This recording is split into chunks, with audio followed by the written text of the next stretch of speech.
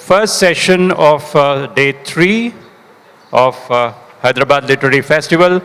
We are starting our first session, the plenary for day 3. May I request everyone who is in the amphitheater area to please walk towards the Dr. Reddy's atrium, which you see right in front of you. Please introduce both the speaker as well as the moderator. The speaker, Shri Shankar Aiyar, was educated at Welham, Doon, St. Stephen's and Cambridge before joining the Indian Foreign Service after a brief entanglement with the Intelligence Bureau. He served for 26 years in posts abroad, ranging from Brussels to Hanoi to Baghdad to Karachi. Besides 2 postings at headquarters in as many as 3 different ministries, in 1985, Rajiv Gandhi inducted him into the PMO, from where he migrated 4 years later into politics and parliament. His special interests include panchayati Raj and Pakistan. Memoirs of a Maverick, the first 50 years, is his latest publication, and Shri Shankar Aiyar will be in conversation with Mukund Padmanabhan on this book. And Mukund Padmanabhan, many of you know, is a former editor of The Hindu and The Hindu Business Line, which is of course a sister publication of the same group. He has written extensively on political, legal and literary subjects, and he is currently a visiting professor of practice at Kriya University, where he teaches philosophy and related disciplines. He was an adjunct faculty at the Ateneo de Milania University in the Philippines, where he taught media law and advanced writing to postgraduate students from all over Asia. Mukund will also be doing a session on his latest book, The Great Flap of 1942, later today in another session. So, welcome Shankar Aiyar sir and Shri Mukund Padmanabhan. Over to you. Thank you. Good morning. Thank you, Vijay. And pleasure to be here with you on stage, Mani. Thank you. Yeah. So, like many of us here, regular folk, I think we've become acquainted with the mind of Shankar Aiyar through his writing. And I'm going to start on a personal note here. I remember looking forward to your columns in Sunday magazine, and this was your first foray into column writing. And you must remember, this was in the late 80s, early 90s, I think, when you wrote. And early 90s. Yeah, and this was at a time when most of column writing was, affected, was sometimes dreary, a little pompous. And Mani's column came across like a breath of fresh air. Here was someone who was funny, who was irreverent, who could, and I think, be self-deprecatory. And he, I think, always strived to entertain and engage while he also informed. And this was a very, very unique trait for a columnist back then. So I looked at your writing look forward to your columns with a great deal of interest, and I remember that. One of the things about it, and you mentioned in this book, that your columns dripped with sarcasm at a certain time, and that you were not beyond what you call engaging being a little abusive about your rivals and other personalities. And I want to ask a general question here. I mean, one of the cornerstones of sorry, I'm going on for a bit, but this is just an introduction. One of the cornerstones of liberal thought is that the freedom of speech includes the freedom to offend. And I just wonder, in this climate today, whether we as Indians are much too easily offended, and that we resort in completely disproportionate ways when we are personally offended, sometimes even violently. And I just want you to think about that, because your columns, you don't mind risking offense. And I think it's an integral part of free speech, and I just wondered what you had to say on that. Well, I was fortunate to start my column at a time when democracy in India was at its peak. I call it the peak because I started writing the column when Rajiv Gandhi got defeated. So it showed that India was not just the property of the Congress party, that there were others who could rise to challenge it. And since I was very much in the Rajiv camp, I had just resigned from the Foreign Service in October of 1989. And by the end of November, 6 weeks later, I found myself without a job. And it was that which really encouraged me to start earning a living by writing. And I was so angry at this personal defeat, as well as the rise of a completely incompetent human being as the Prime Minister of India, that I had two alternatives before me: to either rant against him or to sneer at him. And I found it easier to sneer than to rant. And that sneer was something that I think Indian journalism had not had till then. And so it became popular because it was outrageous.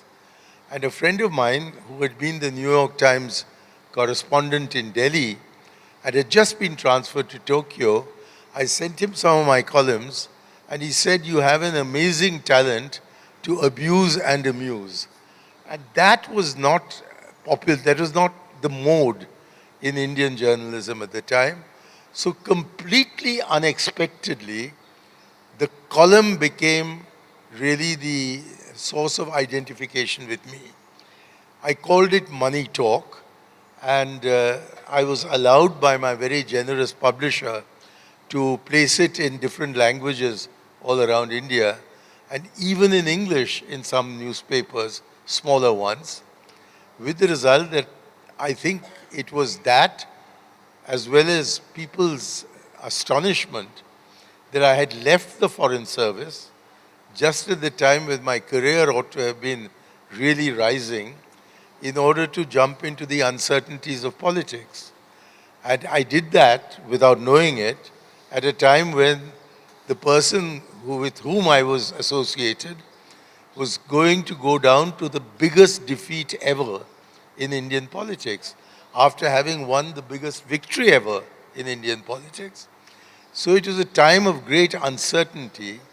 And when I started sneering at the opposition, a lot of my friends said to me that, "Why are you not playing the game fair? That this is the moment for humility. And instead of humility, arrogance is dripping from your columns, and you seem to have a sense of entitlement, which the people of India have rejected." But my editor, Veer Sanghvi, told me, "Just hang on, and in a few weeks' time, you will be proved right." And of course, when VP Singh's government fell within 11 months, suddenly I found that I was a prophet and not merely a sneering, arrogant refusal to accept reality. The reality was mine. It wasn't VP Singh's. Well, I just want to add that some of that wit and some of that verve is very much in the book. So I'd strongly recommend you go out and buy this book if you haven't already. Memories of Maverick, which covers most of his life, most of his working life at least, till about the early 90s, where I think you cut off for a bit. So I just want to ask you, I mean, you've had this long, very, very varied career as a diplomat. And if you were to sort of name a couple of things that you were proudest of, would it be the Panchayati Raj bills, or would it be something else altogether? What were you proudest of? Well, it was very unusual, and that's why I call it the Memoirs of a Maverick, for a Foreign Service officer to be as interested in local self-government as I was. And my interest in Panchayati Raj was sparked at university when Jawaharlal Nehru first inaugurated his system of Panchayati Raj in 1959 when I was in my second year in St. Stephen's. And my Indian economics teacher, a very eccentric man called Balbir Singh, he was impassioned with this subject. So I also got interested in it. Then my first foreign posting was to Belgium. And Belgium's capital of Brussels was then a city of only 1 million people. But it was run by 19 autonomous communes. They had each of them their own police services. On one occasion, I learnt that when on one occasion I was arrested for driving my car without the number plate, without the diplomatic number plate, without a driving license and without an identity card. It was about 4 in the morning and I was taken to the police station in Etterbeek, which was just next door to where I lived, which was in Ixelles. So I just said to him, why don't you just take me across to my flat and I'll give you all the documents you want. And he said, but that's another commune and it's too early in the morning to disturb the police there. So you sit in this cell until dawn breaks. So to that extent, they were running the system through 19 municipalities, each one of which had the authority to issue a passport. So instead of bribing the local SP to say that you belong to Hyderabad, you were actually asked by somebody you had elected as to whether you lived in that locality or not. And it seemed to me to be a far more intelligent way of running a system. Equally, tremendous local pride was generated. There was a little commune called Anderlecht, and they had one of the best football teams in Europe. So on one occasion, as I was getting ready to cross the channel from Dover to Ostend, I saw this boy being asked, what's your nationality? And he replied, Anderlecht. So to that extent, there was loyalty to where you lived. And there was immediate administrative response to whatever your problems were. It was a very, very humane and extremely efficient way of dealing with issues. And so when I saw that in Rajiv Gandhi's speeches, when he became the elected Prime Minister, he was emphasizing the necessity for having a responsive administration. I could see that he was talking not as someone of privilege, but as someone who had to stand in queues. And his greatest interest was in ensuring that you're able to submit your petition very easily and preferably to do it at one window and within a reasonable period of time, say a week, say 2 weeks. But at a given time, you return to the same window and you're told what the response to your request is. It may be a no, but nowadays what happens is that you put in the request, it goes into a huge vacuum, you never know whether it's being dealt with or not dealt with, whether it is accepted, not accepted, and you live in this state of ignorance, hoping that the administration will prove to be benevolently paternal and give you as their gift what is your right as a citizen to receive. So therefore, I would regard my association with Rajiv Gandhi on the question of constitutional Panchayati Raj as certainly the single most important business of the land that I've ever dealt with.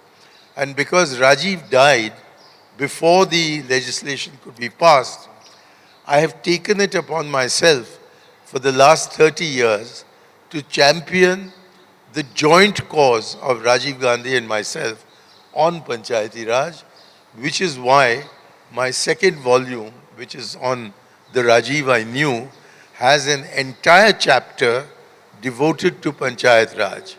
And when Veer Sangvi was launching the book, he said the one question he was not going to ask me was about Panchayat Raj, because that is when the audience will start walking out.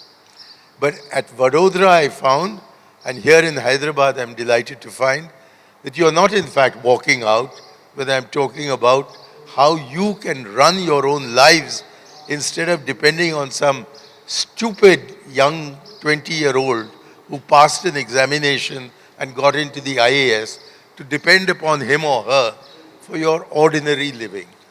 The power to make your own life in your locality should rest in your hands. Okay, I was going to segue into another subject, but since the audience seems engaged with Panchayati Raj, I'm going to persist with one more question, just a very direct question. You mentioned, the positives. I think there's a line, a very staggering line, that says something like 14 lakh women are elected in India, and that's more than all the women elected to posts in all over the world. Yeah, Which is, so my question is, there is that positive side, but today, if you were to look at areas where the grassroots governance is not functioning as effectively as it should, and if you're going to look at 2 or 3 things, what do you think? Do you think it's a lack of infusion of funds, lack of coordination between the tiers? What is the problem? Why hasn't it lived to that early promise? The basic problem is that although Gandhiji wanted the panchayats to be the very foundation of our democracy, Ambedkar was dead against Panchayati Raj because of social stratification and extreme discrimination against the Dalits in the villages of India.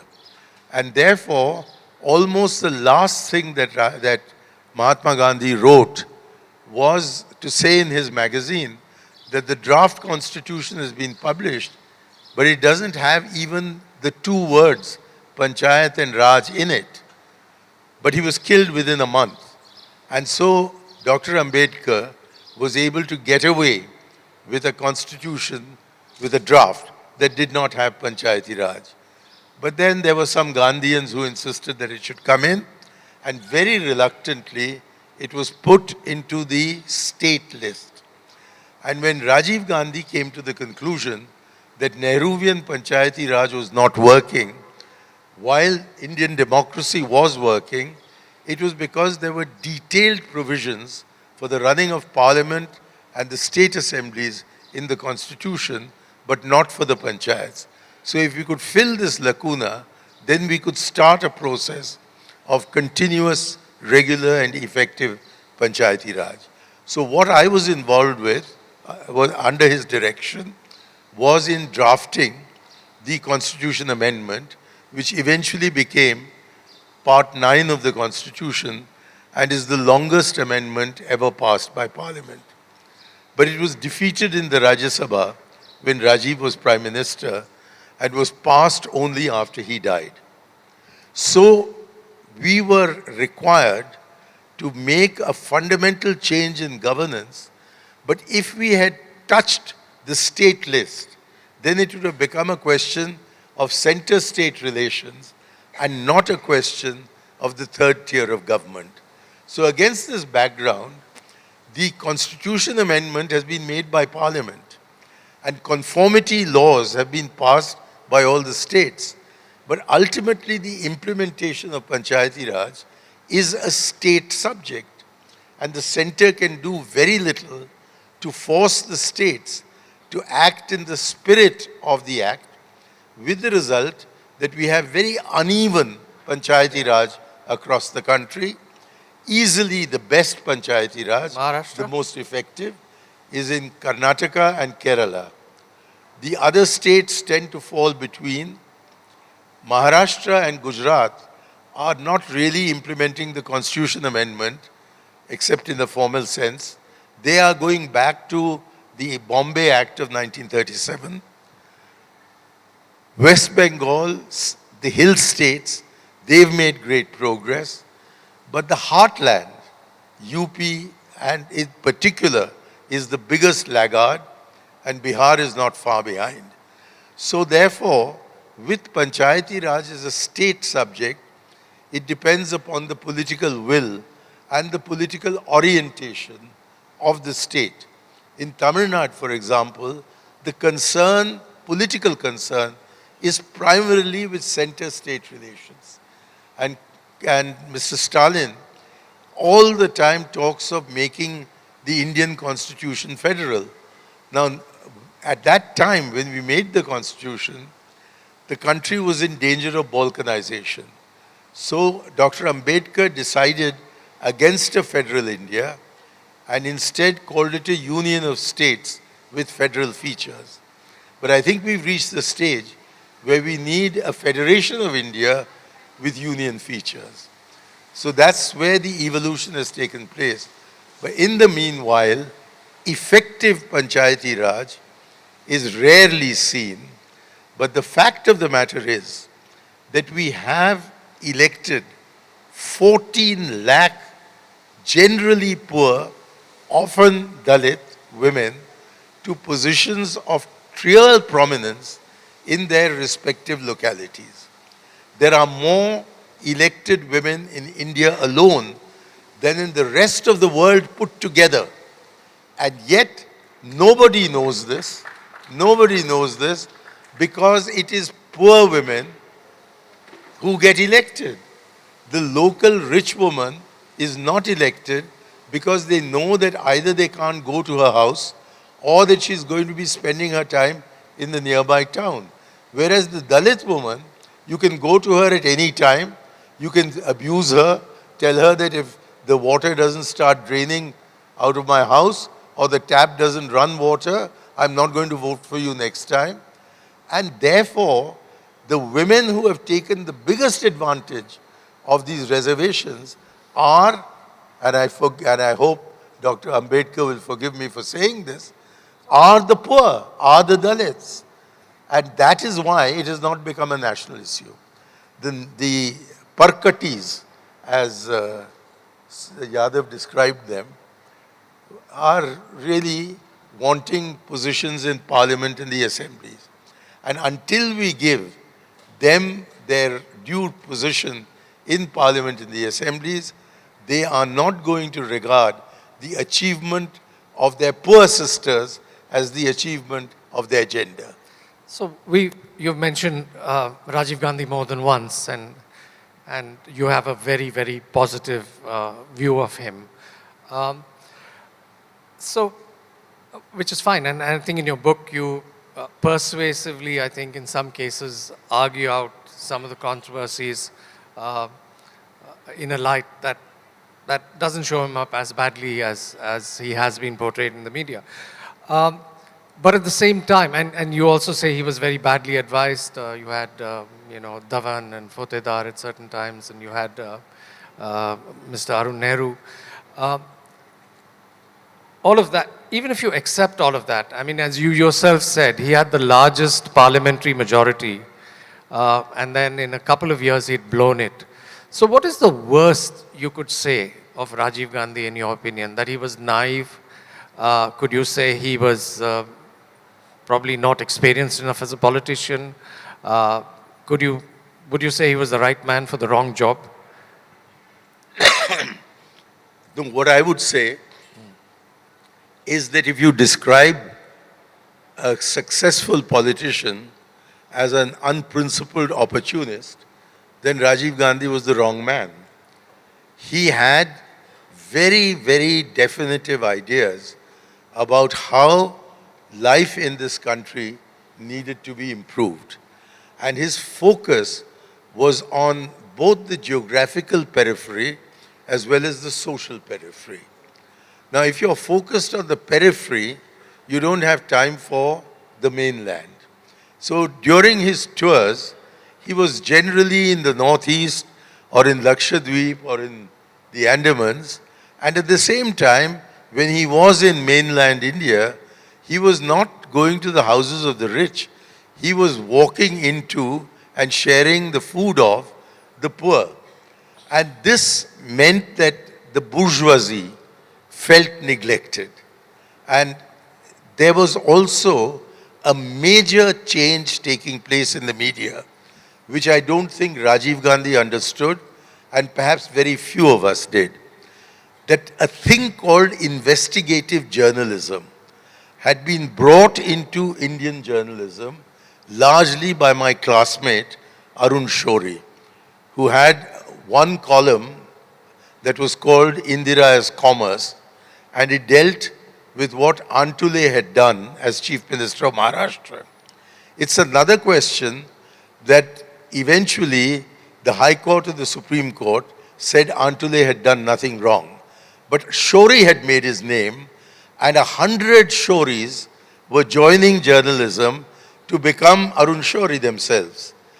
And there was a campaign that was mounted as a result of a corporate war within the capitalist system of India, which led to the press being divided very strongly in favor of just hammering away at whoever you could find as a victim. And the press advisors to Rajiv Gandhi, it started with Sharda Prasad, who was a gentleman who belonged to a gentlemanly generation and did not know how to cope with this.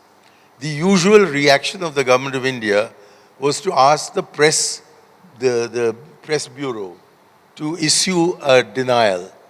And in the old days, that is up to the end of the 1970s, the press report, the press note would be reproduced in full. But from the 80s onwards, they started getting challenged. And it became really a witch hunt by the time Rajiv was in power. And he did not understand how to react to it. He thought that making statements in Parliament was enough, So without realizing that the press was no longer reporting Parliament. May I just interject? He also introduced the defamation bill, which then, of course, he withdrew and mothballed in 88. I mean, was that a clever thing to do? You think he was badly advised? The clever thing to do was not introducing the anti-defamation bill, but withdrawing it before it got debated. And that was one of the few occasions on which I was included in the group. It was past midnight. We had just come back from a tour, and I was told as I arrived at South Block that I had to report in Racecourse Road. And I went there, and all the major leaders were sitting there, and Rajiv said, I don't think this bill is the right one to bring. And therefore, a decision was taken by consensus that next day, instead of bringing the bill to a vote, the bill would be withdrawn. So the anti-defamation bill resulted in a lot of defamation of Rajiv Gandhi. Correct. As attempting to suppress the press.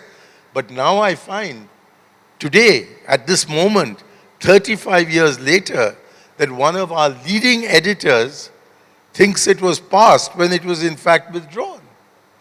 It never got passed. It was withdrawn. He said it was passed. No. No, I mean, who said it was passed? I don't know. I thought you did. No, I didn't say it was passed. Okay. At all. Then I forgive you. I said it was mothballed. No, it wasn't. It wasn't passed because it was withdrawn. I was very much a journalist at that time covering it. I couldn't have said it was passed. It was withdrawn because he felt that the bill was too strong a riposte to a press that was witch hunting him. He didn't think that he was a principled man, so he felt that our democracy required a free press, even if it was a press that preferred the salacious to the truth. Yeah, okay. We can agree to disagree on that. Maybe you shouldn't have brought it up in the first place. You know, he rather should than have. bring it up and then backtrack when the entire press was sort of aligned against him. Yeah. It was done under pressure, surely, Mani. Well, he had his press advisors. They were the ones who had existed for the previous 40 years. And he did not realize, and they did not realize, that the nature of Indian journalism had undergone an absolutely fundamental change. And I think, as I've said in the book, he thought that making statements in Parliament would be enough to exonerate him. In the end, the judiciary has exonerated him of everything. For instance, the Bofors, after 20 years of investigation, the Delhi High Court decreed that there was not a scintilla of evidence. That's a quote. There was not a scintilla of evidence that he had taken any money. And that he was absolutely right in saying that it was winding up charges that were paid.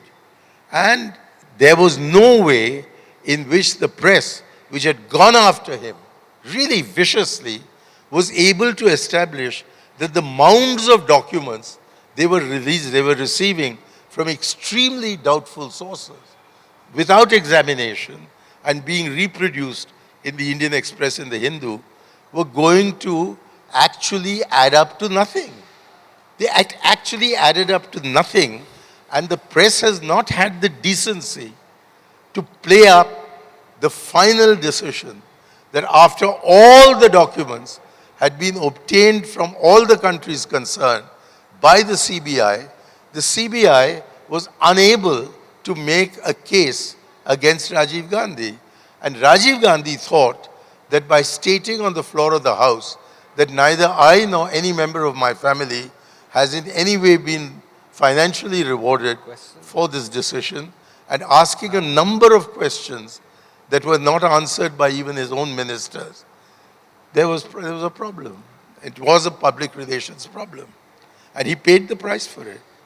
Yes, I mean, the court found no evidence of a financial trail, and there's certainly, I think, none of the investigations pointed to a financial trail that led to Mr. Rajiv Gandhi or anyone in government, Bhatnagar, whoever. But at the same time, I mean, there was no hard evidence, and I completely grant that. But you mentioned yourself in the book at one place that, you know, could the N in Art Bose's diaries be Arun Nehru? 1 minute. And if that kind of, if that is possible, then someone might ask, couldn't the Q be Quattrochi, or couldn't the R be Rajiv? So, I mean, I grant your point that the investigation didn't go far enough and it didn't prove, and he was completely exonerated. And I think he was vindicated. I take that point. But the entire handling of the issue after that, after it broke, do you think that was mishandling the issue? Or you see, don't forget that Arun Nehru had been built up by Indira Gandhi. But Arun Nehru knew that not being a direct descendant, he could not claim the throne. So it was he who pushed for Rajiv Gandhi to become the Prime Minister on the assumption that Rajiv Gandhi would be his puppet, that he would be the real power behind the throne. And while for a while, the time when there was no election, Rajiv might perhaps have been influenced by Arun Nehru, the minute he became an elected Prime Minister with the largest majority that anyone had ever had, he came into his own. And Arun Nehru found that he was not willing to be a puppet of anyone, let alone Arun Nehru. So Arun Nehru started his tricks.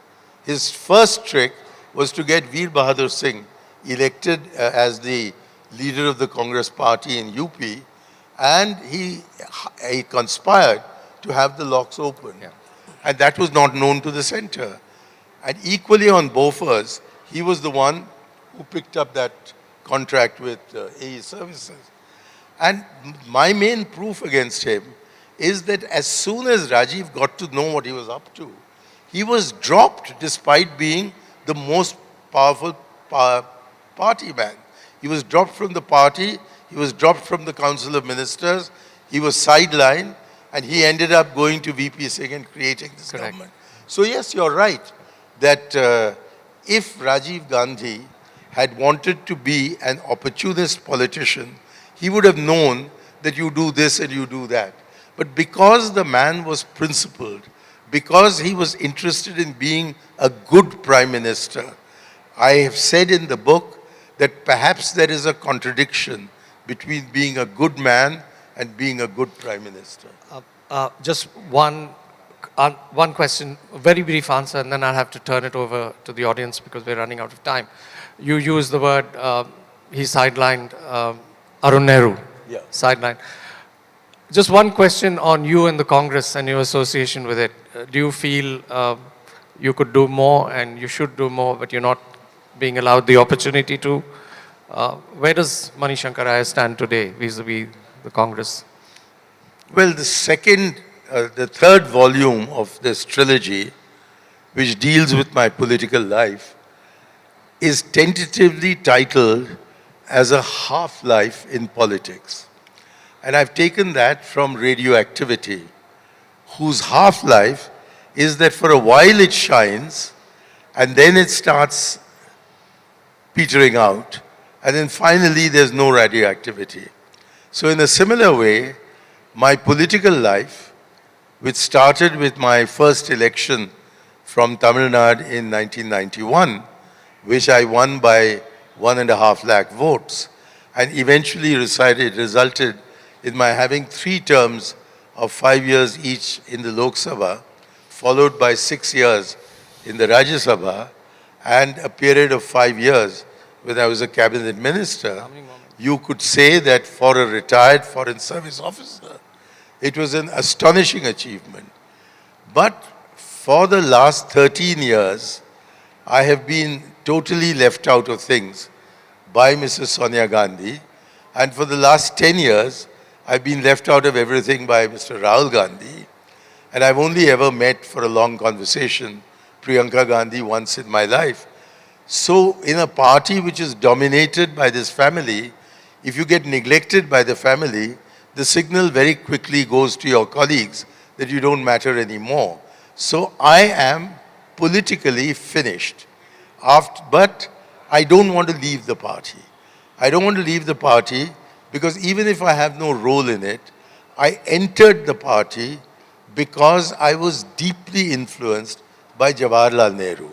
He became the Prime Minister of India when I was 6 years old. He died when I was 23 years old. So the 17 years of my growing up coincided with Nehru's stewardship of this country. And I read a lot of what he had written.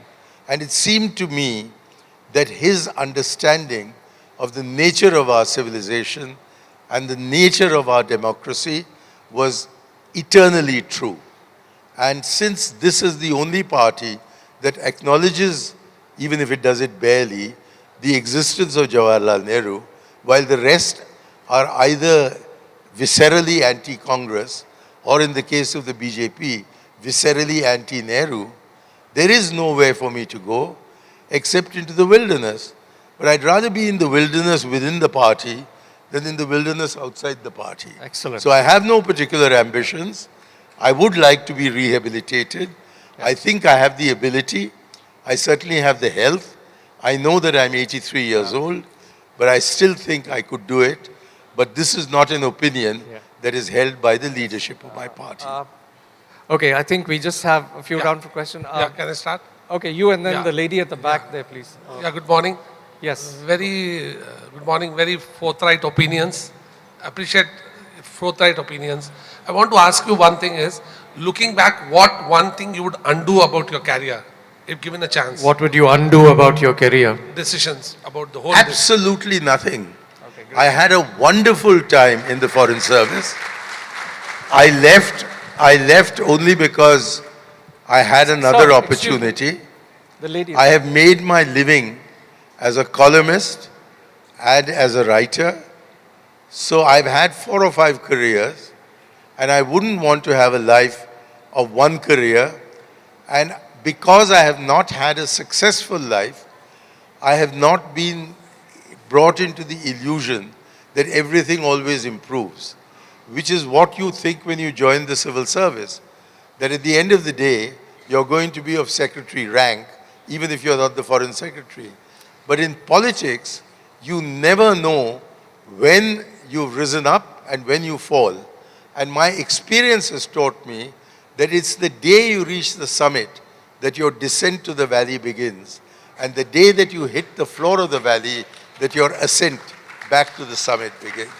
So that's the kind of perspective that you have to take. Yes. My question is to you, do you think after the Jagjeevan Ram ji left the Congress, the power center of Congress became a club of aristocratic politicians as they stopped representing the proletariat class? That's why the subaltern population, especially in northern India, choose leaders like Mulayam Singh Yadav, Lalu Prasad Yadav, or Mamata Banerjee, with whom they feel more connected to.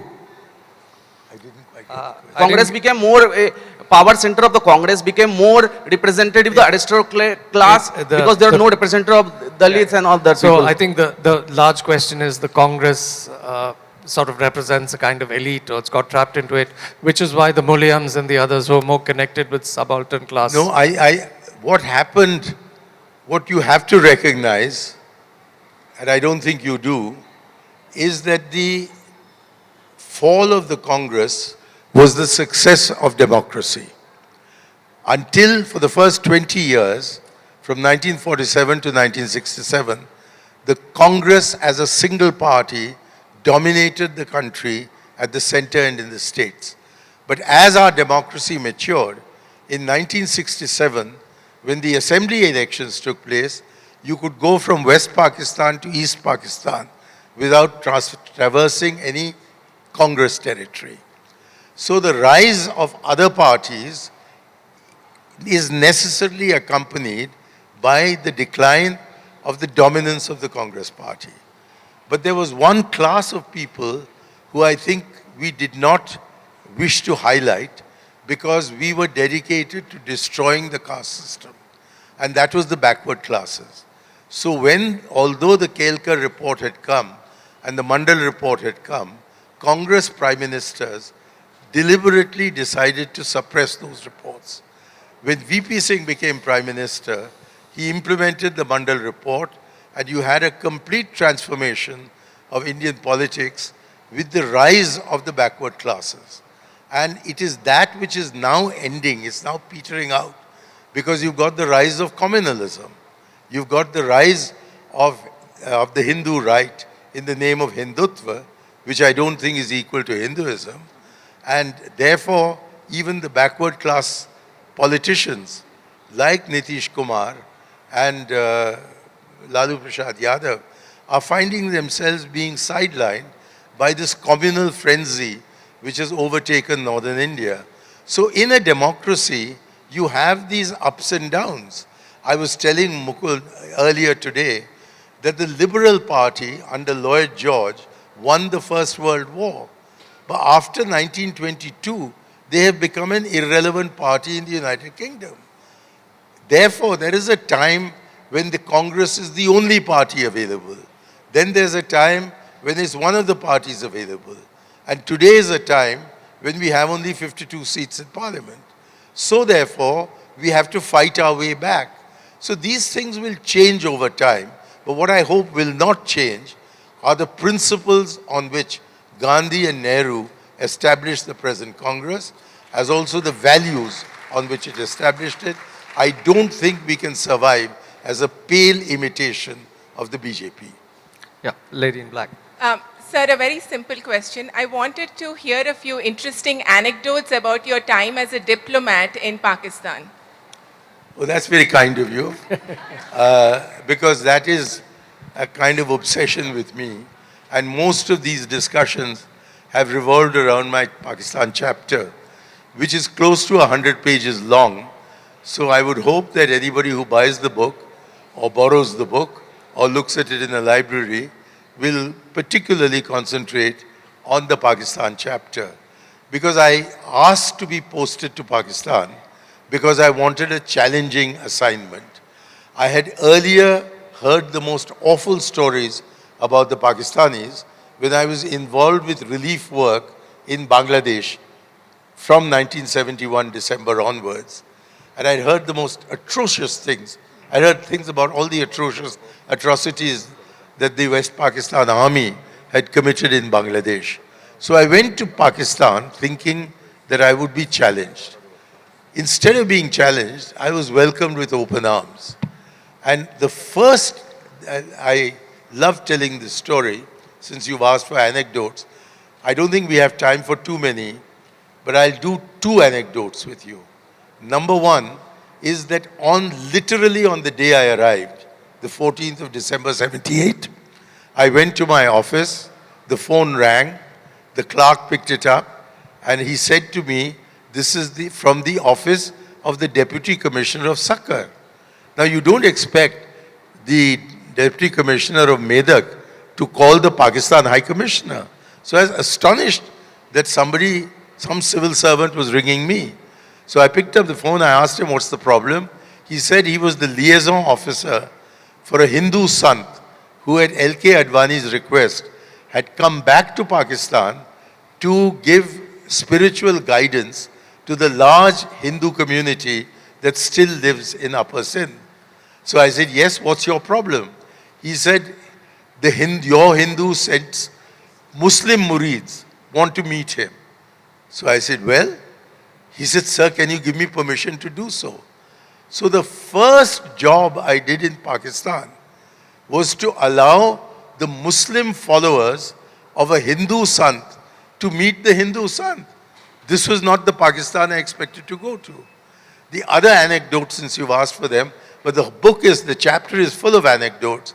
The other anecdote to which I would like to draw your attention is that virtually on my last day in Karachi, my driver, who was a Pakistani, Abdul Sattar, he turned up late, which he didn't normally do. And I had an early morning meeting. So I blew him up. But after I'd calmed down, he said to me, could he explain why he was late? So I said, yes, go ahead. And he said, you see, yesterday, my brother was arrested in Delhi colony for showing Hindi films on his projector. And I learnt about it this morning. So I went to the police thana to get my brother released. And when I got there, the police thana man, the policeman, said to me, who the hell are you? And Sattar drew himself up to his full 6 feet height and said, me? I am the driver of the Hindustan Consul General. And the policeman said, you're the driver of the Hindustan Consul General? Then you can take away your brother. That was the extent of influence we had. And I had a wonderful time there. And I'm completely convinced that if we can show our courage, not by surgical strikes, but by just sitting across a table with the Pakistanis and conducting an uninterrupted and uninterruptible dialogue with them, we can not only establish ourselves with Pakistan, but by a similar process, we can establish a cordial relationship with China and defeat what is the biggest military threat to us, which is that China is no longer behind the Himalaya. China is at exactly the point on the east bank of the Indus where Alexander was in 326 BC. So do you want two enemies sitting in the Indus plain on the edges of the Gangetic plain, or do you want two friends to be there? And we can make friends with them, and it was Rajiv Gandhi's initiatives in the 1980s, the same month of 1988, December, that he went to both countries and showed that it is possible to have a friendly relationship with both countries.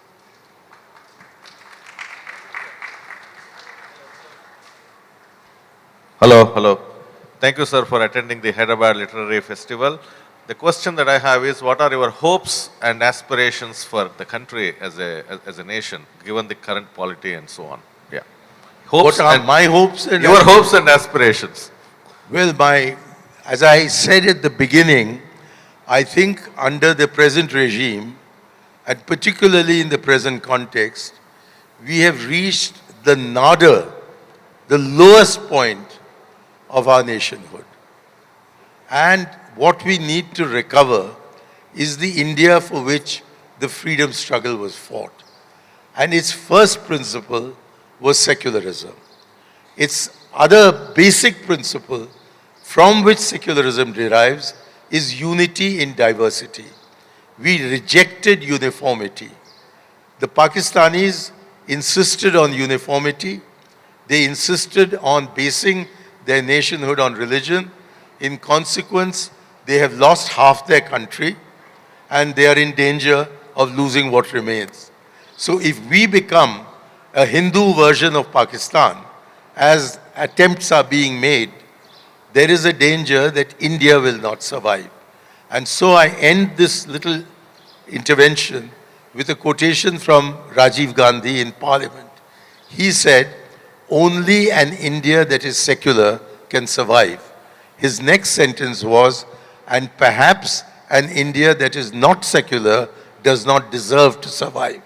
So my hope and my aspiration is that India is kept together through respect for unity in diversity and through the unimpeded implementation of a secular point of view, which means the state should have no religion. But what do we have? The Prime Minister of India is aspiring to become a Shankar Aiyar. He's been the head priest at the Ram temple. This is the wrong way. One last question from the lady in the front, please. Sorry, we're running out of time. Thank you. So just wanted to check that while we talk about all the four states of democracy, judiciary is not one which we tend to talk a lot about. What is your take on that? Well, a judiciary is the final arbiter of whether we have fundamental rights, whether the government can be pulled up, whether ordinary people can get justice. And when you see a case like the Bilkis Bano case, then one's trust in the judiciary goes screaming high. That's when we are a proud democracy.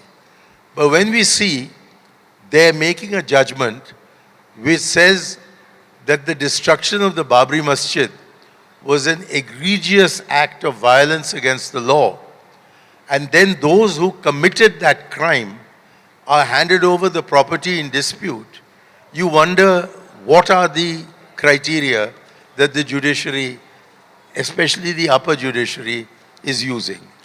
I think there has been a great loss of faith on the part of ordinary Indians in the judiciary, especially over the last 10 years. And therefore, I feel that one of the pillars, the most important pillar of democracy, is being undermined. It certainly was not reassuring to see the Chief Justice of India wearing saffron clothes and going from temple to temple. That was not something that reassured one. So I hope we can preserve the integrity of the judiciary. I hope we can get Parliament back to discussion instead of demonstration. I hope we can get an executive that actually feels itself responsible to Parliament.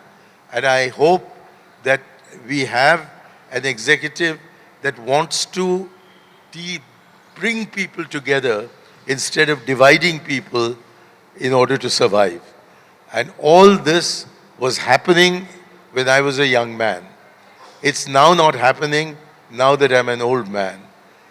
I don't know whether we will ever recover. But I do know that if we don't recover from this era, we may no longer be here in 2047. Just want to say, I have to wrap up now. Thank you very much, Mani. Hope you continue to matter and hope, wish you talked of a half life. Wish you a full life in politics and outside it. Please give him a big round of applause. And please buy his book. Thank you very much.